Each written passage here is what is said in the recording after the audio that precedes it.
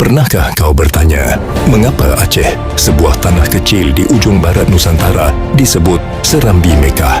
Dan mengapa dunia Islam berusaha melupakannya? Tonton video ini sampai akhir karena ada satu rahasia yang selama berabad-abad disembunyikan dari umat Islam. Rahasia tentang Aceh dan perannya yang membuat dunia timur dan barat gentar. Semuanya dimulai jauh sebelum Indonesia ada. Ketika bendera Islam berkibar dari Andalusia hingga ke Samudra Hindia, Aceh berdiri sebagai mercusuar ilmu dan kekuatan maritim Islam di Asia Tenggara. Dari sinilah para ulama besar Timur Tengah datang belajar. Dari sinilah kapal-kapal dagang Muslim menantang gelombang dan menyalakan mercusuar dakwah. Aceh bukan hanya negeri rempah, ia adalah benteng keimanan yang membuat kekuatan Eropah frustrasi selama ratusan tahun. Tapi pertanyaannya, kenapa nama itu, Aceh, hampir tak pernah disebut dalam buku sejarah dunia Islam modern? Karena setelah abad ke-17, ada upaya sistematis untuk menghapus peran Aceh dari ingatan peradaban Islam. Saat Turki Utsmani masih berjaya, Acehlah satu-satunya kerajaan Asia yang menjalin aliansi resmi dengannya. Sultan Aceh mengirim surat langsung kepada Khalifah di Istanbul, memohon bantuan melawan Portugis yang datang dengan kapal perang dan salib di tangan. Dan dari kejauhan, armada Utsmani menjawab panggilan itu. Mereka mengirim senjata, perwira, dan bahkan ilmuwan militer ke Banda Aceh. Itu bukan sekadar diplomasi, itu sumpah persaudaraan Islam di atas darah dan iman. Namun kekuatan Barat tidak tinggal diam. Portugis, Belanda, Inggris, mereka tahu bahwa Aceh bukan musuh biasa. Selama Aceh berdiri, jalur dagang dunia Islam di timur tidak bisa mereka kuasai. Maka mereka menulis ulang peta, mengganti kata Darussalam dengan koloni, dan perlahan-lahan menghapus Aceh dari narasi besar Islam. Tapi penghapusan itu tidak berhenti di masa kolonial. Setelah Perang Dunia, ketika bangsa-bangsa Islam mulai mencari identitas, nama Aceh jarang disebut. Tidak ada dalam kurikulum madrasah internasional, tidak dibahas di konferensi dunia Islam, seolah tanah yang dulu mengirim bantuan untuk Palestina dan Mekah. Tak pernah ada.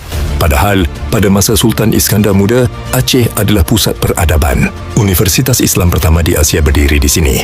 Para ulama menulis kitab dalam bahasa Arab dan Melayu yang dikirim hingga ke Hijaz. Kapal Aceh berlayar sampai Gujarat dan Mekah, membawa wakaf untuk pelajar miskin. Namun semua itu lenyap di bawah kabut sejarah buatan.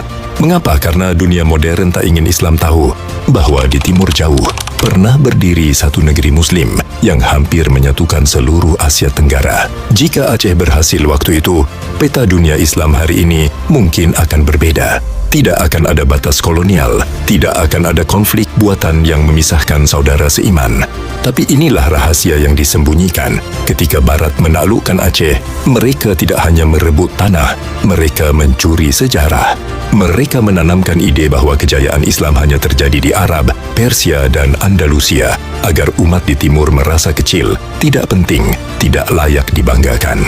Padahal, Aceh adalah bukti bahwa cahaya Islam pernah menyinari seluruh Asia. Kini, setelah berabad-abad, kita hidup dalam masa di mana sejarah mudah dilupakan, di mana generasi muda lebih hafal nama influencer daripada nama pahlawan. Tapi siapa yang akan mengingatkan dunia bahwa Aceh pernah mengirim kapal untuk melindungi tanah suci? Bahwa ulama Aceh mengajar tafsir kepada murid dari Arab dan India? Bahwa Sultan Aceh berdiri di hadapan kekaisaran Eropah tanpa gentar, hanya dengan kalimat, La ilaha illallah. Aceh bukan hanya bagian dari Indonesia. Aceh adalah bagian dari sejarah dunia Islam. Dan itulah alasan mengapa dunia takut mengakuinya. Karena jika dunia Islam sadar siapa dirinya, mereka akan sadar siapa yang berusaha melemahkannya. Namun sejarah tak bisa dikubur selamanya. Kini, saat generasi baru mulai bertanya dan menggali, nama-nama seperti Iskandar Muda, Nuruddin Ar-Raniri, dan Syiah Kuala muncul kembali dari abu masa lalu, membawa pesan bahwa peradaban Islam di timur pernah begitu kuat dan bisa bangkit lagi. Jadi sebelum kau menutup video ini, ingatlah satu hal. Kita bukan keturunan bangsa kalah. Kita adalah pewaris peradaban besar yang pernah membuat dunia tunduk dalam kagum. Dan mungkin sudah saatnya dunia Islam kembali menoleh ke barat. Bukan ke Arab, tapi ke ujung barat Nusantara, ke tanah Aceh. Tempat rahasia itu disembunyikan. Tulis pendapatmu di kolom komentar. Apakah menurutmu dunia memang sengaja menghapus peran Aceh dari sejarah Islam? Dan kalau iya, apa yang bisa kita lakukan untuk mengembalikannya?